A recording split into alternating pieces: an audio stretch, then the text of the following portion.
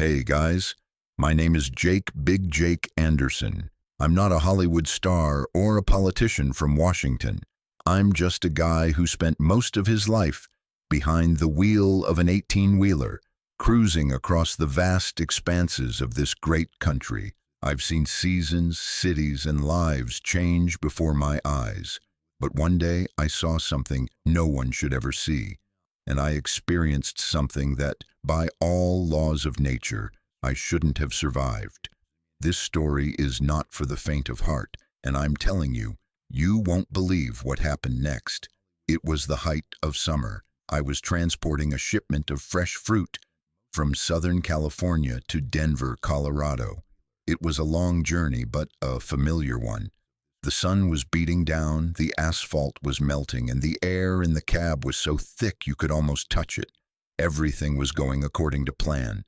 The steady hum of the engine, the radio tuned to country rock, and the horizon slowly but surely approaching. I passed Flagstaff and then headed north toward Utah. That's where I decided to take a shortcut through the old Canyon of Tears. My navigation devices warned me that it was risky, but I knew this route too well. The road was narrow, winding, and almost deserted, but it was 100 miles shorter than taking the federal highway. I thought, what could go wrong? That's when things got interesting. The sky, which had been cloudless an hour ago, suddenly turned dark blue, not just cloudy, but ominous. The breeze that had been pleasantly blowing in my face turned into a gusty wind, throwing dust and dry leaves into the air. I frowned, gripping the steering wheel. Thunderstorms in this region at this time of year are rare, but I didn't pay any attention to that. My main goal was to get through this canyon as quickly as possible. The road became even narrower, with a sheer cliff on one side and a precipice leading to nowhere on the other. This was probably the most dangerous part of the road. And then I saw it. Right in front of me, in the middle of the road, lay a huge fallen tree. It was so wide that it completely blocked the road. My brain reacted faster than I could blink. The only way out was to slam on the brakes and try to turn around on the narrow road. I pressed the brake pedal all the way down, but it was useless. My 40-ton monster couldn't stop instantly. The tires skidded and there was a terrible screech. The truck began to skid. I felt my heart sink when the rear wheels left the asphalt. I tried to steer, but it was too late. It was a fatal mistake that I couldn't correct. The truck tipped over on its side and then, like a toy, began to slowly roll down into the abyss. I closed my eyes, preparing for the worst. You can't even imagine what it's like to wait for the end, knowing that there's nothing you can do. There were several crashes, the screech of metal, the sound of breaking glass. It all blended into one cacophony. Then, silence. Complete, ringing silence. I opened my eyes. The truck was lying on its side, wedged between two giant rocks. It hadn't fallen down, it was just stuck. The cab was mangled, the glass was broken, but I was alive. And I'm telling you, it was a miracle. My arm was broken, my body was covered in scrapes and bruises, but I was conscious. I tried to open the door, but it was jammed. I tried to climb out through the broken windshield, but I was pinned between the seat and the steering wheel. I was trapped in this iron tomb, which could fall down at any moment. Night fell. The temperature dropped, and the cold penetrated me to the bone. I was alone, without communication, in the heart of the desert.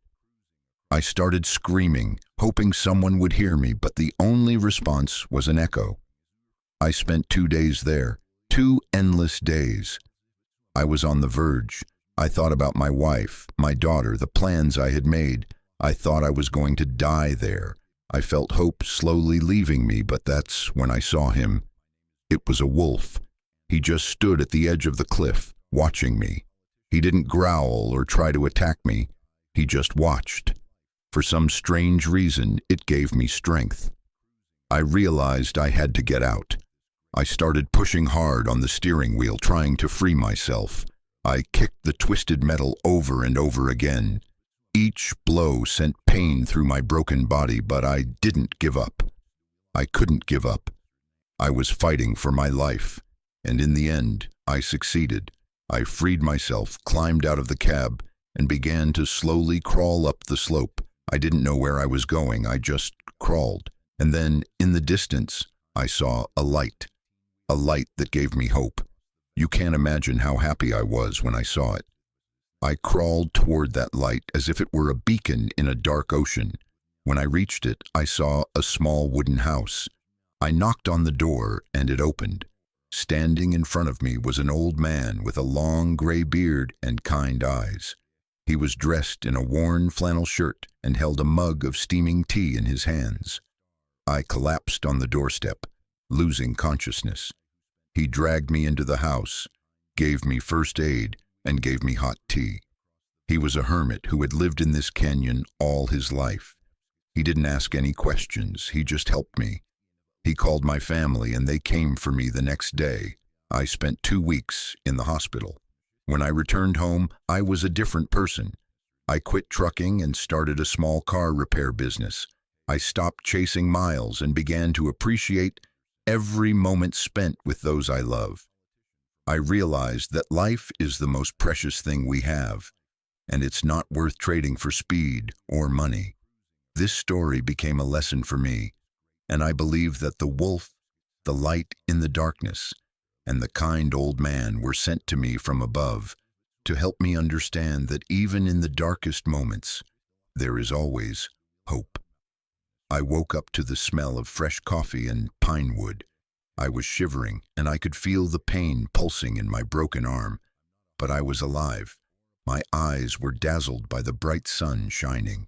Through the small window, I was lying on an old but clean bed, covered with a warm wool blanket. The old man who had saved me was sitting nearby. He didn't say a word, just held a mug in his hands and stared at the fire in the fireplace. His face was lined with wrinkles like an old road map, but his eyes were full of wisdom and kindness. He handed me the mug. The coffee was strong and bitter, but I had never tasted anything better. I tried to thank him, but the words stuck in my throat. He just nodded and pointed to the table. There was food there, a piece of fresh bread, cheese, and dried meat. I pounced on the food like a hungry wolf, and only then did I realize how exhausted I was. He was my guardian angel in that hellish moment. I spent 3 days with him. He treated my wounds, changed my bandages, and told me stories about the canyon and the animals that live there. He said he had been living here for 50 years and that there was no place for lies here. The canyon does not tolerate lies, he said. It takes away those who do not live truthfully. I didn't understand what he meant, but his words touched my soul. On the 3rd day, I heard the sound of an engine. It was my brother, Larry. He arrived in an old pickup truck that rattled over every bump. He was shocked to see me. He hugged me so tightly that I thought he would break my ribs. He said they had been looking for me for 2 days, but the rescue services couldn't reach me because of the bad weather and rough terrain. He couldn't believe I had survived. I introduced him to the old man. They shook hands, and I saw something in their eyes that I couldn't explain. It was like a silent conversation. We thanked the old man. He just smiled and said, "Live by your conscience, and the canyon will always be your friend." We got into the pickup truck and drove away. I couldn't take my eyes off the canyon. It seemed like a living, breathing thing to me. I thought about the wolf that had looked at me. I thought about the old man who had saved me. I thought about what I had done wrong. I couldn't understand why I had survived when others might have died. The thought haunted me. I felt I had to do something to repay life for this second chance. I spent 2 weeks in the hospital. I had 2 broken ribs, a broken arm, and many severe bruises. I felt like an old, broken-down truck, but the doctors said I was incredibly lucky. "You are a miracle, Mr. Anderson," one doctor told me. "You have something great ahead of you." I didn't believe him. I didn't feel great. I felt small and insignificant, but his words gave me hope. When I returned home, I was a different person. My wife, Sarah, cried when she saw me. She hugged me and said she never stopped believing I would come back. My daughter, Mary, was crying too, but with joy. I spent a lot of time with them. We watched movies together, walked in the park, just sat and talked.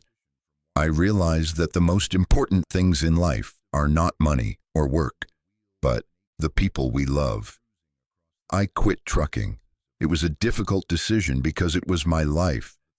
But I couldn't chase miles anymore, knowing that I could lose everything at any moment. I started my own small car repair business. It was my calling. I wasn't rich, but I was happy. I learned to appreciate every moment I spent on earth. I often thought about the old man. I wanted to go back and find him, but I didn't know where he lived. And then one day I saw him. It was in the local newspaper. The article was called "The Mystery of Tears Canyon." The article said that an old man named John Smith, who lived in the canyon, had disappeared. They searched for him, but couldn't find him. I knew I had to do something. I went back to the canyon. I followed the same route, but this time I didn't rush. I walked slowly, observing every tree, every rock. I felt that the canyon was talking to me. It was telling me that I had to go on living. I found his house. It was empty. I went inside. There was a note on the table. It was addressed to me. It said, "Live according to your conscience. The canyon will always be your friend." John. I realized that he wasn't gone. He had left. And he left me so that I could continue my life. He was my guardian angel. I returned home.